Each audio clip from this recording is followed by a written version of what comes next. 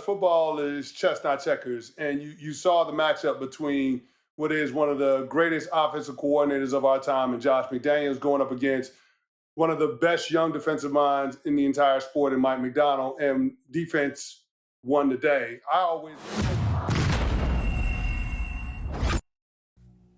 Welcome to the In My Defense podcast, where we chop it up about sports, life, culture, the way it was meant to be discussed. Bold takes, thoughtful analysis, and real talk. Nothing's personal, but in my defense, if you're watching on YouTube, please like and subscribe. We just wrapped up the NFL season. The Seattle Seahawks are Super Bowl 60 champs, and I can't think of a better person to talk to about everything that happened in the 2025 season than my brother, Quentin Wright McDuffie. Yo, Q, what up? What's good, Brody? What's good? How you doing, man? I'm doing good, man. Listen, I got to say this.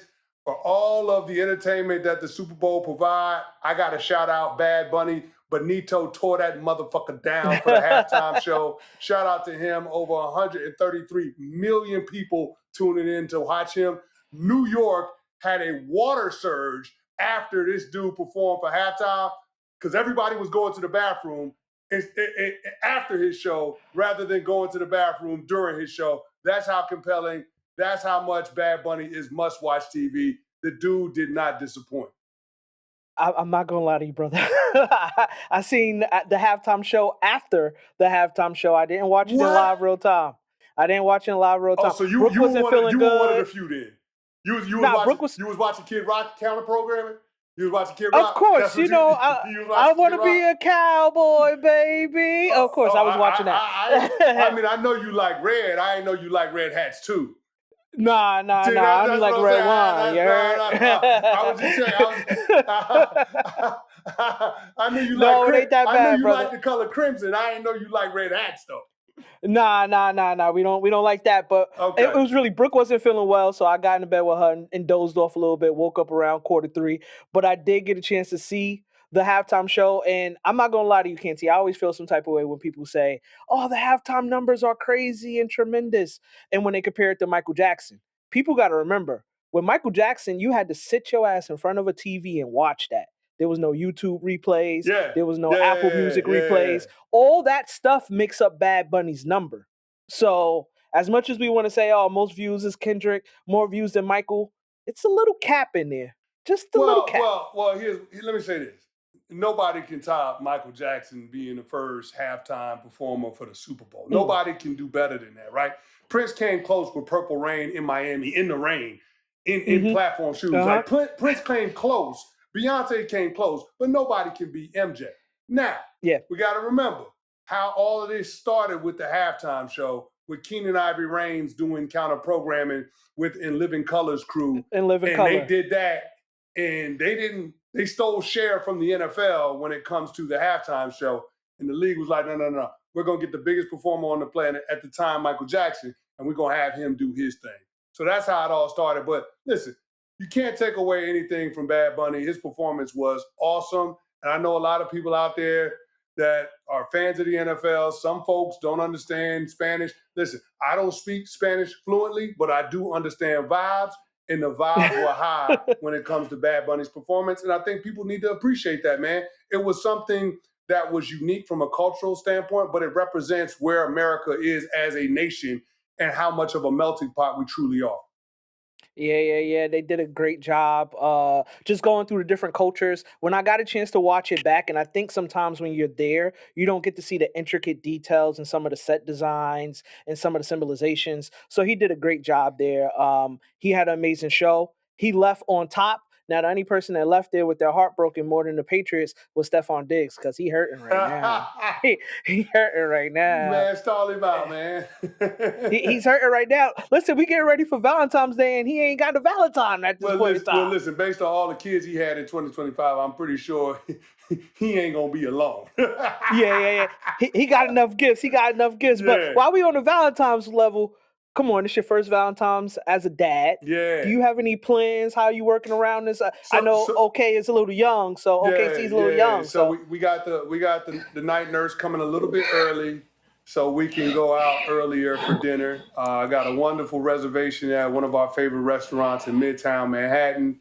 Super pumped about that because it's always It's always nice to let the wife get dolled up, to get cleaned up myself, gussied up a little bit, and take her on a proper date, just to show her how much I love her. Now, here's the problem. I don't really have a Valentine's gift per se. I'm doing the flowers thing, but I don't have a gift. And here's the reason why. Like, I don't have a gift for Valentine's Day because I'm working on a really big gift as a push gift for her getting our son here safely. So the push gift is 5 figures. So it's exactly. That's what I'm saying. It's a 5-figure push gift. So that's why I'm like, yo, there's not really a Valentine's Day present because the push gift is a big boy gift. You know what I'm saying? Listen, yeah, Canty, you keep saying these 5-figure gifts, you're going to wind up like Stefon Diggs. Somebody going to hit you up like, hey, big head. Hey, big head. Those 5-figure push gifts, he got a meal off one baby mama. I'm pretty sure. But listen, it's okay, Canty, because I'll keep it a stack. I don't have a big gift. Yeah. You know what I mean? I've planned a long weekend, and we've been married for some time, so I try to be a little intimate with it. Yeah. Usually we try to go all out, but same thing with you. A good restaurant. I did get us a reservation at a hotel, a real nice hotel called The Graduate. It's in that Hilton ilk, but it's like one of the upper echelon ones. I know that joint, yeah. You know what I'm talking about? Fancy room, fancy bar, good restaurant. Yeah. And then I got chess. We got a paint set. I hope she ain't hearing this on Friday when she listens to it. But I got some stuff. So don't worry. If you ain't got a big gift, I ain't got 5-figure gifts. That was Christmas. Christmas, I got her a Van Cleef. Yeah, Christmas, I got her a Van Cleef. So, I see you. Don't ask no questions. I see you. Just keep selling a little bit more cheese. Sell a little bit more cheese. You sure cheese the only thing you important? Yeah. Yeah. El Chizo Chapo.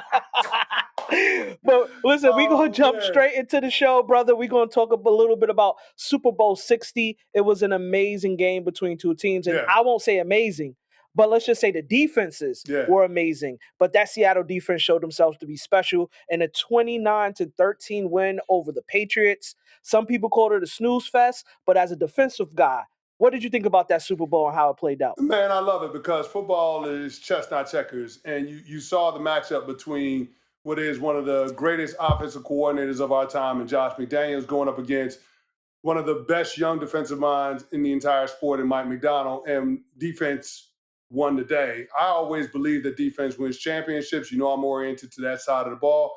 And I thought the thing that Mike McDonald did that was masterful was break the tendency. The Seattle Seahawks typically don't like to bring pressure. They don't like to blitz second and third level defenders, but they did in Super Bowl 60. They brought DB pressure on 10 snaps in that game, which is crazy. Devin Witherspoon himself blitzed 6 times. And so their ability to be able to get after Drake May in that way by bringing something that he had never seen before, I like the fact that they were willing to take the chance to break a tendency and do something off script for their defense, and they had a lot of success with it. But that shows you the value of being able to have an extra week to prepare for the Super Bowl, being able to have 2 weeks as opposed to 1 week when it comes to install, when it comes to players getting familiar with it, comfortable with the scheme and execution.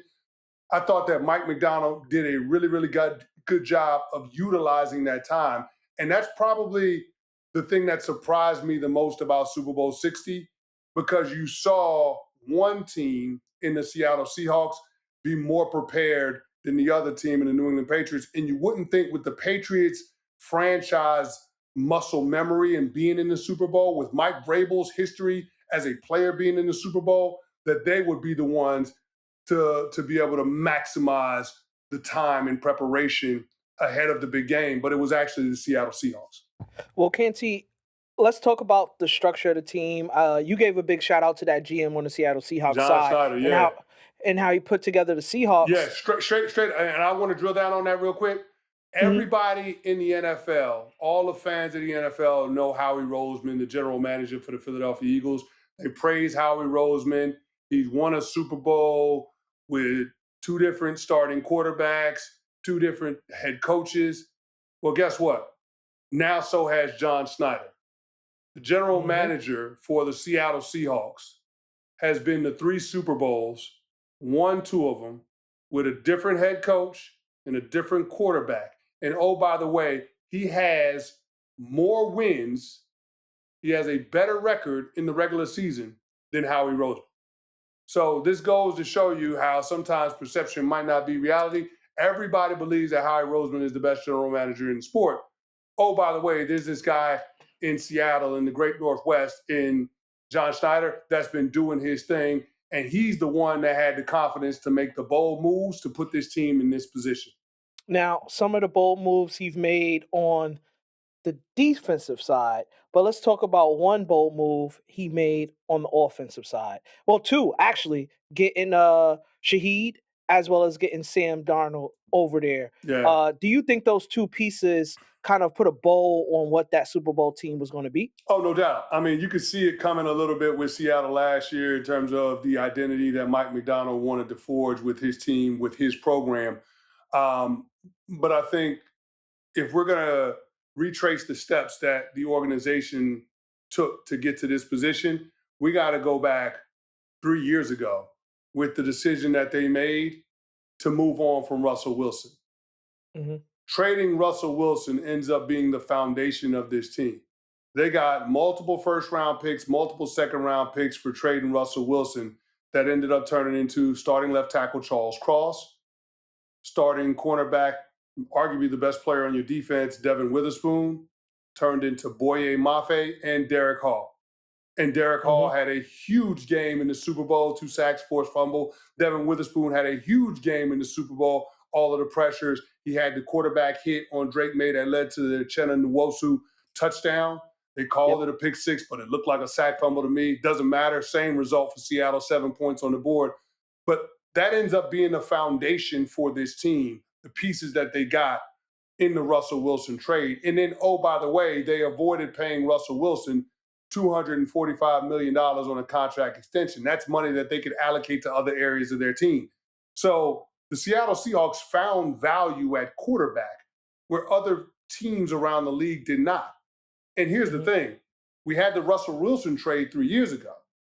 They also had the Geno Smith trade last offseason. Remember, Geno was the quarterback for the Seahawks in 2024. They traded him to the Las Vegas Raiders because Geno wanted a new contract and the Raiders were willing to oblige. Think about this.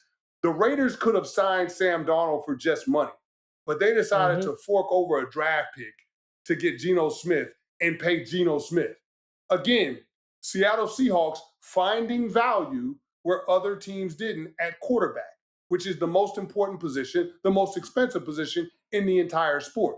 And I think you're going to start to see a wave of general managers look to find value in that position. Now, if you got a dude at quarterback, you got a dude, you pay what it costs. But when it comes to these mid-tier quarterbacks, guys that aren't consensus elite players at the position, general managers are going to start second-guessing whether or not we should pay this guy $50 million plus a year in a contract. And what I mean by that is when you have a guy like Josh Allen, Lamar Jackson, Patrick Mahomes, Joe Burrow, you pay those guys what you pay those guys. It's just what it is. But when you think about the next tier of quarterbacks, when you think about the Dak Prescotts, when you think about the Brock Purdy's, when you think about Jared Goff's, when you think about Jordan Love's, when you think about those players at the position, not that they're not great players, but is the value proposition there? Can that player truly outperform his contract? And if he can't, then all of a sudden you have to consider making a move like the Seattle Seahawks did the last couple of years to set themselves up to be in a position where they can build out a complete roster and contend at a high level.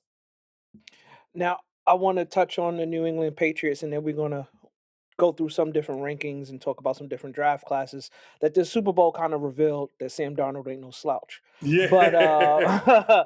But have you seen, and I'll make sure I send you this clip, and I'll try to put it up on the edit. Have you seen the video of Mike Vrabel outside the locker room, each player he met with and said, if we're going to be pissed, we're going to be pissed together. If we're going to be hurt, we're going to be hurt together. Yeah. He was in between players coming in and out. He cried. Then he picked himself back up, and then he sat there and shook everybody's hand and showed himself to be a leader. That's a man. There's a famous quote by Vince Lombardi: "To win over men, you have to win over the hearts of men." And I think the New England Patriots, although a lot of people said that this team is a team that the schedule and a lot of fired head coaches maybe got them to the Super Bowl, seeing what Vrabel has built and seeing what Drizzy Drake was about to be in the MVP, what do you see for the New England Patriots next year? Listen, man, I see a decade plus of sustained excellence for that franchise, and that's nothing new. But they got the head coach quarterback tandem right. And I believe in Drake May, runner up for MVP at 23 years old, taking his team to the Super Bowl in his second year. Why wouldn't you believe in him? He led the league in scrambles as a quarterback, and that's not even his best trait. The dude has an absolute ham cannon. He can throw the ball down the field. He's accurate to all parts of it, and he thinks the game like you would want a franchise quarterback to think it, right? This guy has been taught the position by the best football minds. He was mentored by Phillip Rivers while he was in college. He was mentored and coached by Josh McCown when he was in high school. He's good friends with Josh Allen, and he's been able to pick his brain. They've been fast friends. So, yeah, I just think in terms of how he goes about his business, how he approaches it, not making any excuses and owning the failures and the successes, your quarterback has the right sports character, and so does your head coach. And the thing that I thought was telling about Mike Vrabel was the fact that he had a message to his players in his post-game comments to the media, and he told them, he said, guys, make sure when you go home, you don't take this loss out on your loved ones, because those are the people that are going to be there for you when you win and when you lose. And he said, make sure you love them and you tell them thank you for their support during the journey that they had this season. And I thought that was critical, to be mindful, to be aware of that aspect of players' lives, that there is a whole village behind each and every one of them men that allows them to do what they do. And when you have a head coach that has that level of awareness, that sees the humanity of his players, I have no doubt in my mind that the New England Patriots are going to handle this loss the right way and be right back in the mix to go on a deep playoff run next year. Yeah, the Patriots are back. And I mean, while we're talking Drake May, I want to ask you a quick Yeah, question. that's the only Drake that's back. Yeah. Don't get it twisted. You know, Drake is still Drake. Kendrick ain't kill him yet. He's Okay, still all Drake. right. We'll Kendrick see. ain't kill him We'll yet. see. He You know, real quiet though. He real quiet. Another big night. Another big night at the Grammys for Kendrick. Okay, you win today, but you win the war later. It's okay. All right, It's okay. It's okay. I'm a big Drake fan and Kendrick fan, so nobody loses in that I battle. can see you. Look, I mean, even though you brown skin, you start to turn a little lighter. I can see you a big Drake fan. No. I'm only light when my feelings are hurt. That's it. That's the only time I'm light skinned. I'm dark skinned all the time after so that. you doing the podcast live from Marvin's room, huh? Yeah. Cups of the rose. Yeah. We doing all of that. But you just talked about Drake May. Let's keep it in that 2024 draft class. I'm gonna call out some names, and then I want to ask you if you could build around one of them. Who would it be? We got Drake May. We got Jayden Daniels, Spencer Rattler, Caleb Williams, Bo Nix, Michael Penix, and my boy JJ McCarthy. Who would you build around? Oh man, this is hard for me. I think the most talented, the most physically gifted is Jayden Daniels. The only problem with rolling with Jayden is the injury concerns. We saw this year, dude had an issue, second game of the season, sprained knee. He had the hamstring later on in the season, dislocated elbow after that. He wasn't healthy all year long, and that was one of my biggest concerns with him coming out in 2024 was his frame being so slight. Would this guy be durable? Would this guy be able to hold up? I think he's the best runner at the quarterback position in the entire league. I think he processes the game super fast. I think he's got all the arm in the world that you would want. Remember the Hail Mary win over the Chicago Bears in 2024? Dude can get it there from anywhere on the field. So I would say I like Jayden. The injuries concern me. If I have full confidence in my coaching staff in terms of being able to develop them, I would probably go with Caleb Williams, because Caleb, from a physical talent standpoint, is unbelievable, and the confidence that he has to play make is crazy. All you got to do is look at both the Packers games at the end of the season, the one where they won in the regulation, and then the one that they won in the playoffs. Just some of the throws that he made, 4th and forever to Rome Odunze, 46-yard touchdown to DJ Moore, the throw that he had to force overtime in the divisional round against the Rams, the touchdown to Cole Kmet. That was a crazy play. I don't think any other quarterback in the league tries that play. So if you're asking me if I was going to build around one, who would it be? Probably go Caleb Williams, man. And it's crazy to say this because I did not feel this way after their rookie year, but I think the Chicago Bears might have got the pick right. Now, I don't want to, hurt anybody or make anybody feel bad, but if Bo Nix didn't mess up that ankle. Yeah. Drake might not be in the Super Bowl. Bo Nix is cold now. And you know what? That's the beautiful part about this conversation. It really is what flavor of ice cream that you like the most because they're all good, right? Yeah. Like Caleb Williams is good. If you're building around Jayden Daniels, you feel good. If you're building around Drake May, you feel good. If you're building around Bo Nix, you feel good. Like now, if you're the one that took J.J. McCarthy and Michael Penix over Bo Nix, you probably don't feel good. I mean, the Michael Penix pick looked like it was good. And as a matter of fact, the 2 general managers that made that decision no longer have jobs. Yeah. So you're right. So I'm just saying. You're right. Yeah. So yeah, I think all 4 of those guys are going to be really, really good players in our league. I think all of those guys have gold jacket potential. So it's a really, really special quarterback class. I think this class has a chance to be the closest thing we've seen to the 1983 quarterback class that had Jim Kelly and Dan Marino and all of those greats, man. So I think this John Elway, this class in 2024 is probably the closest thing we've seen to that over the last 4 decades in the NFL. Okay. Well, I mean, there's another quarterback class that we could talk about. I know you said that they're closest to the Elway draft class, that 1983, but yeah, we got to really discuss the 2018 draft. Okay, class. let's do it. We got to. Let's do it. We got to. So now that Sam Darnold got a ring, there is really, and we ain't going to skate on people, there's really like 6 or 7 names that really make sense in this whole thing. But if you could re-rank 5 of them, we know who went first, which was Baker. We know who went 3rd overall, which was Sam Darnold. But if you could re-rank 5 of those quarterbacks, if you need me to give you names, I will. No, but I know you're pro. I don't need the names. Okay. Because I mean, I know the 5 that went in the first round. It was Baker Mayfield number 1. It was Sam Darnold number 3. Josh Allen number 7. Josh Rosen number 10, and Lamar Jackson went 32. Yep.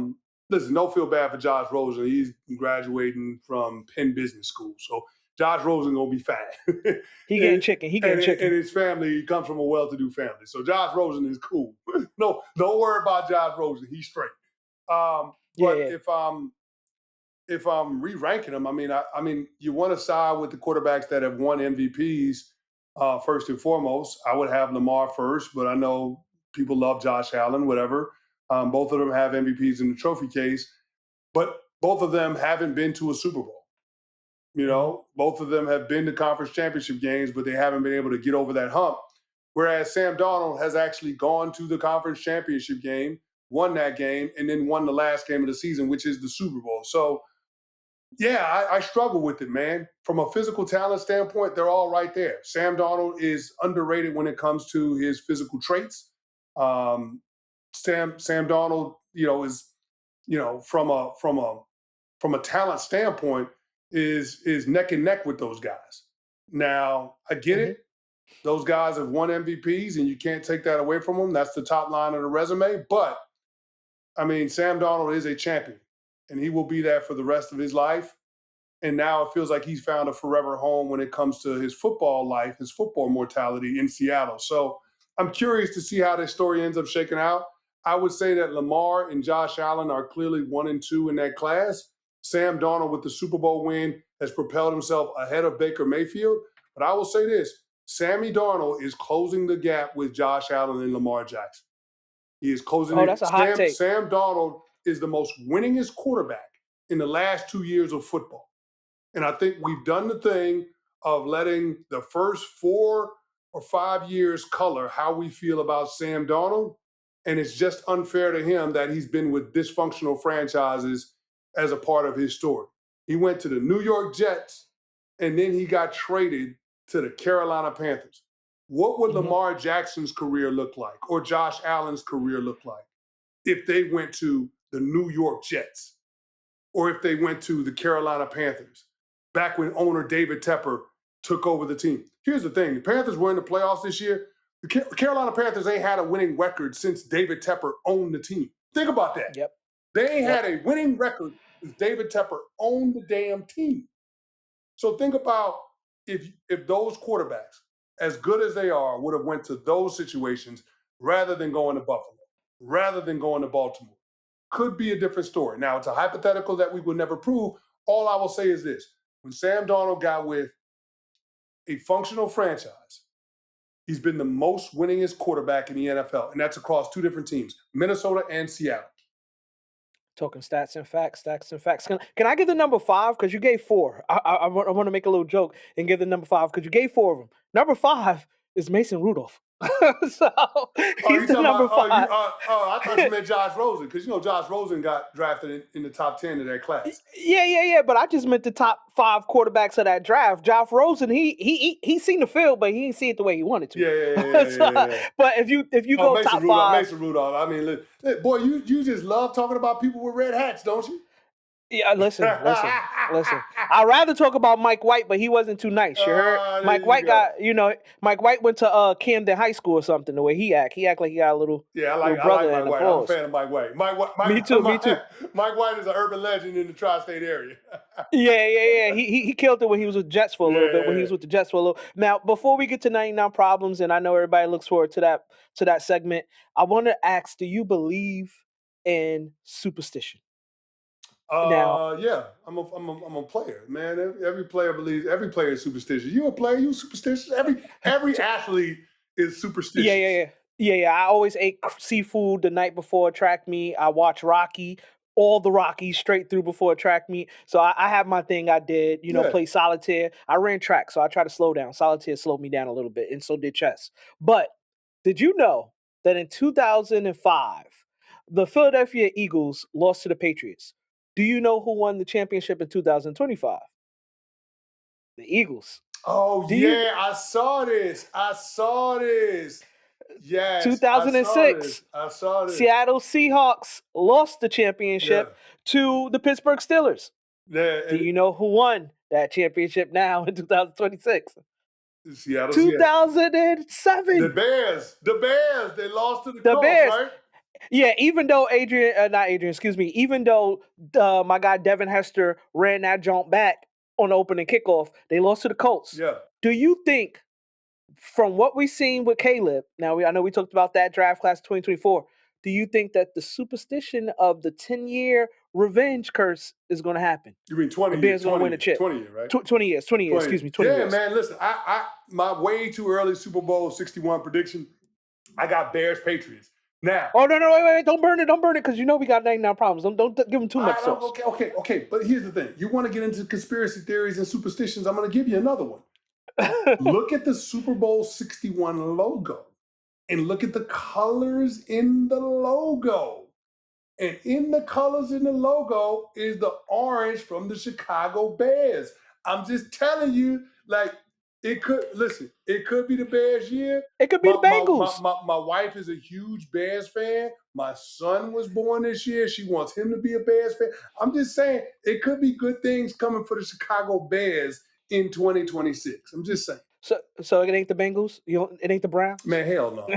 It ain't the Bengals. What about the Broncos? They got a little orange in their logo. Could be the Broncos. It could be anybody. But listen, we always got 99 problems, but a take ain't one. Yeah. So we definitely going to jump into it. Yeah. And Canty, I want to ask you, and that's why I was trying to skirt you a little bit. Go ahead. Your top 5 teams you think will make Super Bowl 61. Okay, so my top 5 teams, I did this list on my show on Sportsmanlike, shameless plug, weekdays on ESPN Radio, 6 to 10 a.m. But my top 5 Super Bowl contenders that I have in 2026, number 5, I got the LA Chargers.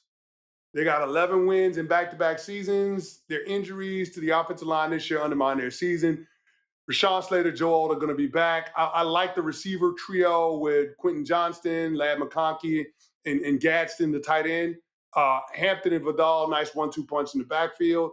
And with the addition of offensive coordinator Mike McDaniel from the Miami Dolphins, their former head coach, and having the fourth most cap space of any team in the league this offseason, I think there's a path for them to get to the Super Bowl in Jim Harbaugh's third year. And listen, Jim Harbaugh, one of the best program builders in football.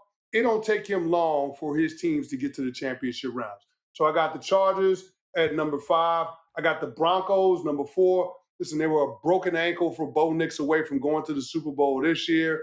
They've got, a top 10 total offense, top 5 total defense from this year.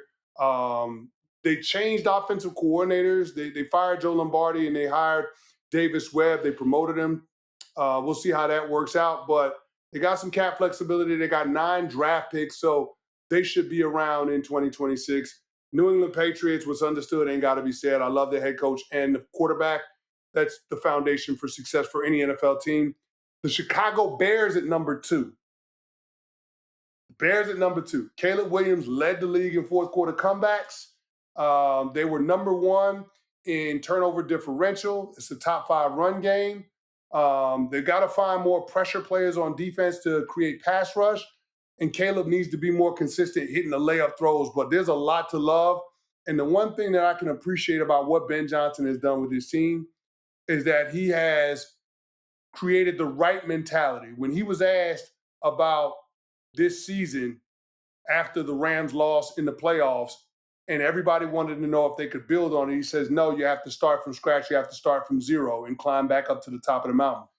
If that's the head coach's mentality after what everybody thinks was a wildly successful season, then that team is going to be all right. So I got the Chicago Bears, number 2. My number 1 contender for 2026 is the team that just won the Seattle Seahawks. So that's it. That's my top 5 Super Bowl contenders in 26. Seattle, number 1, Chicago, number 2, New England, number 3, Denver Broncos, number 4, LA Chargers, number 5. Now, Canty, is this just you don't want to be cliche list? Like, I don't see no Bengals. I don't see no Ravens. The Bengals ain't been in the playoffs 3 years, dog. What you talking about?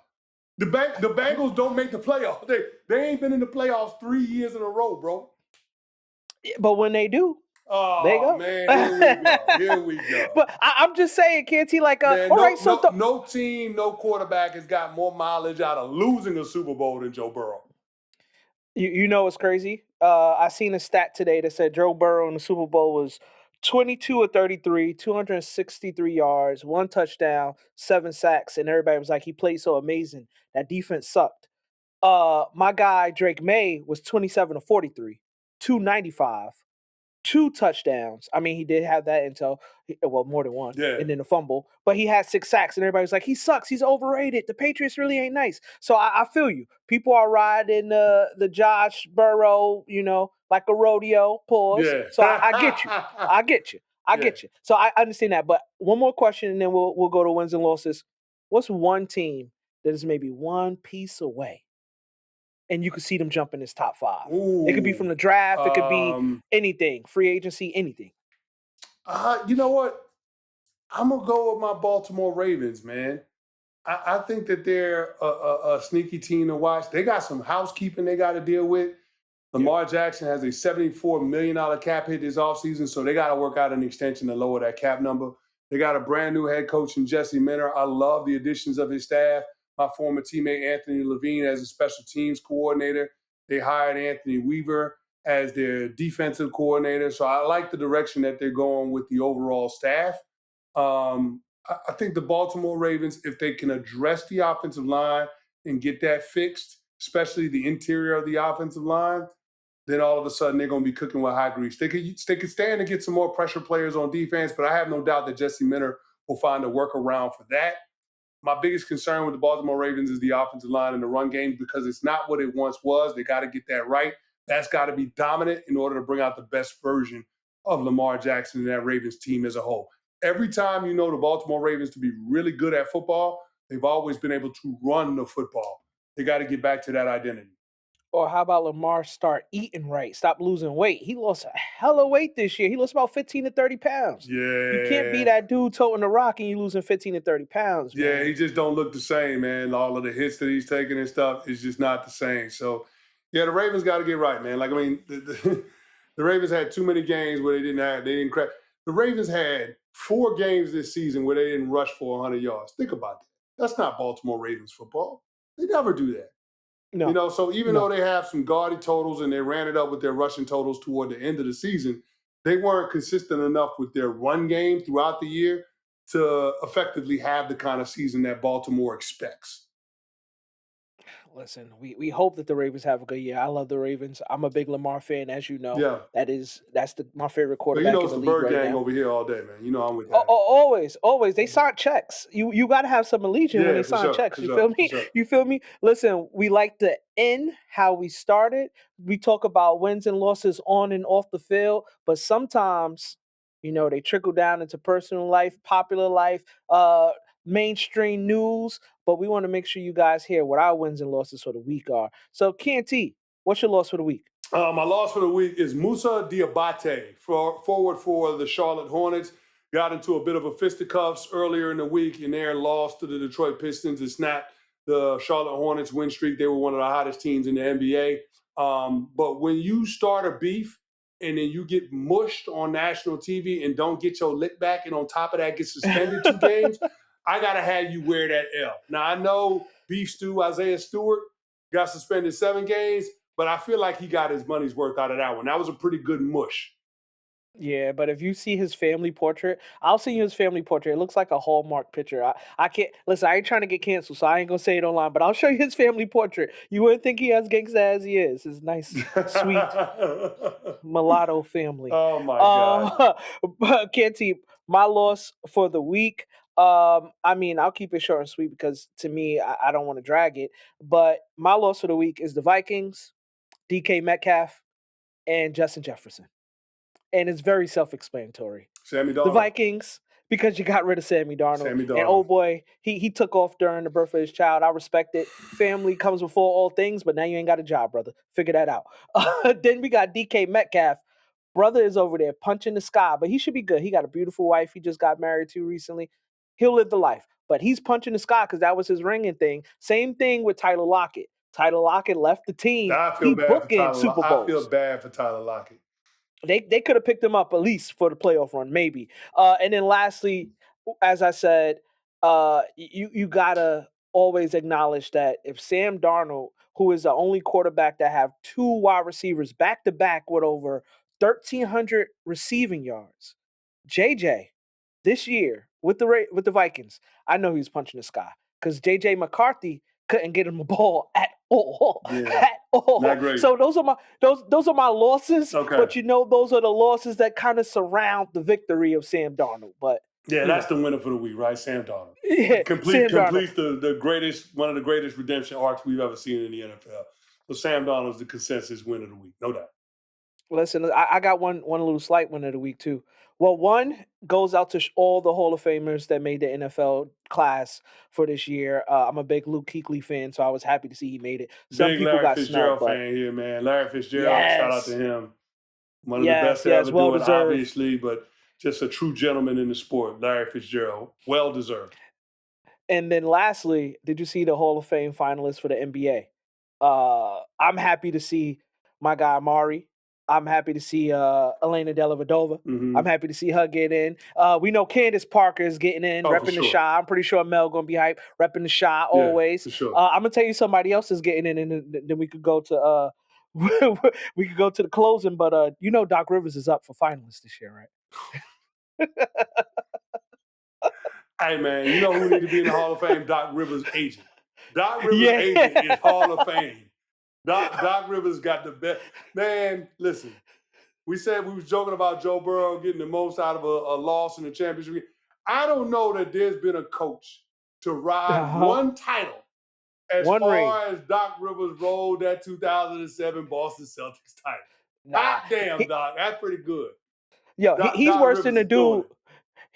Doc Rivers is worse than the dude that dated Beyonce and still keep populating that picture every time around prom season. You know that picture with Beyonce at the prom Yeah, with I old know. I know boy? you're talking about. Yeah. That's Doc Rivers right there. He just circulating that picture every time. His wife be like, "I'm about to leave. You don't know But me. I had listen, Beyonce Doc Rivers wins where it matters most, at the bank. at the bank. The people at the bank Cha-ching. act so friendly to Doc Rivers. Listen. Let them know where they can find you at so the bank teller knows your name straightforward, All Canty. right, Chris Canty 99 on all social media platforms, and you can find me on Sportsmanlike, ESPN Radio, ESPN2, and ESPNU weekdays from 6 to 10 a.m. Also, you can find me right here on In My Defense on YouTube. If you see that little button, like and subscribe. We surely do appreciate it. Q, where can they find you? You can find me at QE_Beeman1 on all social media platforms. We thank you, as always, for watching the show, listening to it on the podcast platforms. As Canty said, please like, subscribe. Please like, subscribe. And as we always tell you, all of our takes is with love. Never nothing personal. But in our defense,